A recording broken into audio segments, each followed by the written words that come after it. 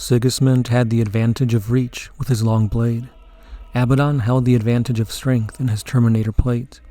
My lord would fight with weight disadvantage of the talon upon his balancing hand, but it gave him a devastating weapon if the duel allowed him a chance to use it. Sigismund would be faster in his ornate power armor, but there was no way of knowing how much age had slowed him. Abaddon and Sigismund's blades met for the first time. What is up, guys? It's the Sound Alchemist, part of OneMindSyndicate, and today I'm back to talk about Warhammer 40K. In this one, we're going to be going over the excerpt of the full battle between Abaddon the Despoiler and Sigismund. These two characters play a huge role in the entirety of the Horus Heresy. They are really powerful, really expert swordsmen that have been culminating into a battle of epic proportions. So without further ado, let's dive right in. I thought it might have been a signal for both sides to charge, for us to butcher Sigismund's elite, yet there was no such uproar. I felt the acidic squirt of adrenal narcotics pumping through Amarel's bloodstream, injected by his armor in response to his battle hunger. He flinched and winced with the crashing blows of the warlord's blades. Yet he was not the only one to follow the fight with such ferocious focus, doubtless imagining that he wielded a sword in Abaddon's place. Their crashing blades brought a storm's light to that place of austere darkness.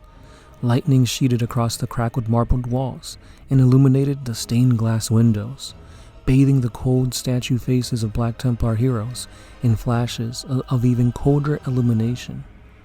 Those stone worthies looked on, only marginally more stoic than the watching warriors of both black-clad hosts. In the years after this duel, those of us fortunate enough to witness it have spoken in terms of both trite and how profound it played. One of Zaidu's preferred claims is that Abaddon led Sigismund the entire time, that our Lord laughed all the while as he toyed with the ancient Black Templar before delivering the death blow. This is a tale related by the Shrieking Masquerade's various warbands, and one that the Telemachion had never contradicted. Amarel once described it in terms that I preferred, saying that Sigismund was ice and precision, while Abaddon was passion and fire, that bore the ring of truth from what I saw through Amarel's own eyes. Sigismund knew that he would die. Even if he defeated Abaddon, he and his warriors were outnumbered 4-1. His ship, rolled in the void, still burned within as our boarding parties swept through veins like venom in a bloodstream. But the battle for the Eternal Crusader was still in doubt. There was no such mystery surrounding the endgame within this chamber. Even if fate or a miracle of faith spared Sigismund, the rage of 40 bolters and blades would not. And Sigismund's age did show. It slowed him, the finest duelist ever to wear ceramite, to a pace that was no faster than Abaddon in his hulking Terminator plate. He lacked Ezekiel's enhanced strength in that great suit of armor. Age and weariness robbed him even further. He was already decorated in the blood of my slain brothers. This was far from his first battle of the day. Were his old heart straining? Would they fail him now and burst in his proud chest? Is that how the greatest of Space Marine legends was fated to end? I found the signs of Sigismund's age unconsiderably tragic, a fact that Ezekiel later mocked for me. He remarked that I should have paid more heed to the fact that the Black Knight, at 1,000 natural years of age, could still have stood toe-to-toe and matched blade to blade with practically any warrior in the 9 legions. Age had slowed Sigismund, but all it had done was slow him to a level with the rest of us. I did pay heed, of course. The outcome of the duel was never in question, but that did not mean that I was blind to Sigismund's consummate skill. I had never seen him fight before. I doubted anyone but the 9 legions' highest elite could face him and live even now, and at his best he would have rivaled any being that drew breath. Sigismund's artistry with a sword is best summed up by the way he moved. Duelists will parry and deflect to keep themselves alive if they have the skill to do so, and if they lack that skill, or simply rely on strength to win battles, then they will lay into a fight with a longer two-handed blade, thrusting it in its weight and power to overcome the enemy's defenses. Sigismund did neither of these. I never saw him simply parry a blow. For every move he made blended defense into attack. He somehow deflected Abaddon's strike, and as an after effect of making his own attacks. Even Telemachian, who is possibly the most gifted bladesman I had ever seen, will parry his opponent's blows. He does it with an effortlessness that borders on imitation. Sigismund attacked, and somehow every blow was being deflected. Aggression boiled beneath his every motion. Yet Sigismund was wearing down minute by minute. Air sawed through by the grate of his clenched teeth. Abaddon roared and spat and laid into him with great sweeping blows from both blade and talon, never tiring, never slowing. Sigismund, in contrast, grew ever more conservative with his movements. He was tiring beneath the pressure of Abaddon's rage. The spraying sparks of abused power fields now showed his stern features set in a rictus of effort.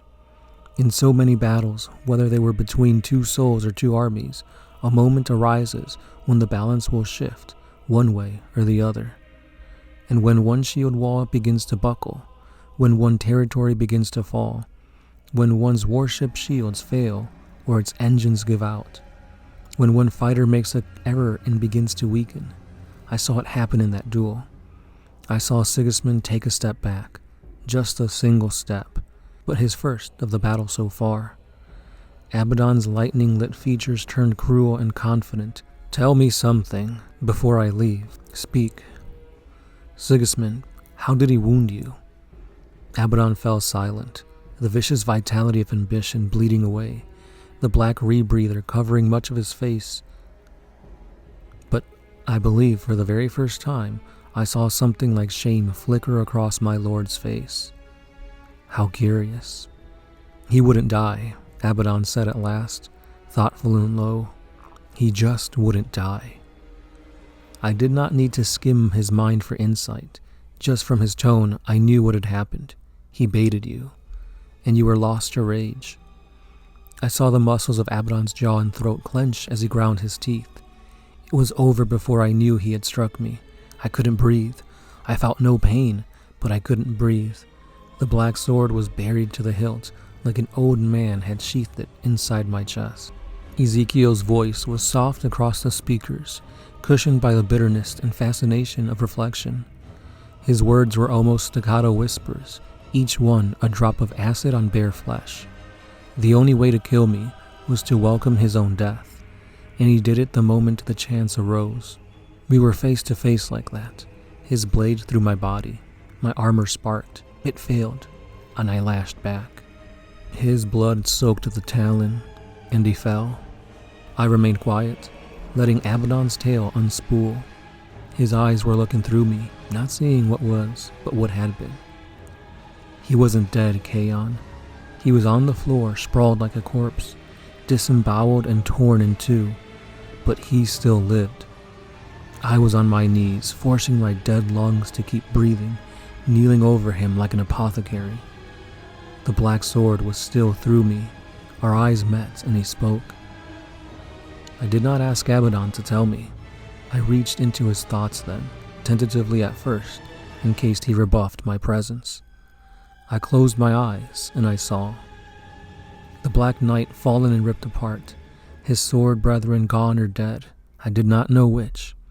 Red staining Sigismund's tabard, red decorating the deck beneath, red in Abaddon's eyes, misting his sight.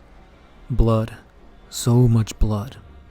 Here at last he looked every one of his years, with time's lines cracking his face. He looked upwards at the chamber's ornate ceiling, his eyes lifted as if in reverence to the master of mankind upon his throne of gold. Sigismund's hand trembled, still twitching, seeking his fallen sword. No, Abaddon murmured with brotherly gentleness. Through the running of his blood and the heaving of his chest, he spoke. No, it's over. Sleep now, in the failure you have earned.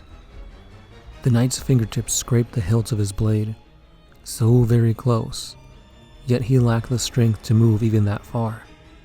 His face was the bloodless blue of the newly dead, yet he still breathed. Sigismund, Abaddon said, through lips darkened by his own lifeblood, this claw has killed 2 Primarchs, It wounded the Emperor unto death. I would have spared it the taste of your life as well. If you could have only seen what I have seen. As I stared through Abaddon's eyes, I confess I expected the triteness of some knightly oath, or a final murmur in the Emperor's name. Instead, the ruined thing that had been the first captain of the Imperial Fists, the High Marshal of the Black Templars, spoke through a mouthful of blood, committing the last of his life to biting off each word, ensuring he spoke each one in shivering, sanguine clarity. You will die as your weakling father died, soulless, honorless, weeping, ashamed. Sigismund's last words were also his last breath. It sighed out of his mouth, taking his soul with him. And there you have it, guys. Pretty epic fight that we don't really get to see too much of it, but we see the epic final moments and just how much they meant for both Abaddon and Sigismund here. Sigismund has been fighting pretty much non-stop, and he goes up against Sevatar, he goes up against Lucius, and he never loses a fight. And here, finally, he goes against Abaddon the Despoiler, the new chaos being to bring about the end of the Imperium. And he does put him on his knees, and he probably would have died if it wasn't for chaos empowering him. But I think, but even worse than dying, his final words are what cut Abaddon the deepest, and that is how you go out as a badass. Truly the hero of the Imperium. We have none other than Sigismund going out like a boss. So, with that being said, let me know what you guys thought about this short excerpt. Are there any other battles where you think worthy of this one here and we could cover at some point? But for now, that's all I got. So thanks again for listening, liking, commenting, subscribing. And as always, I've been the Sound Alchemist, part of OneMindSyndicate, and I'll be seeing you guys in the next one. Peace. Oh,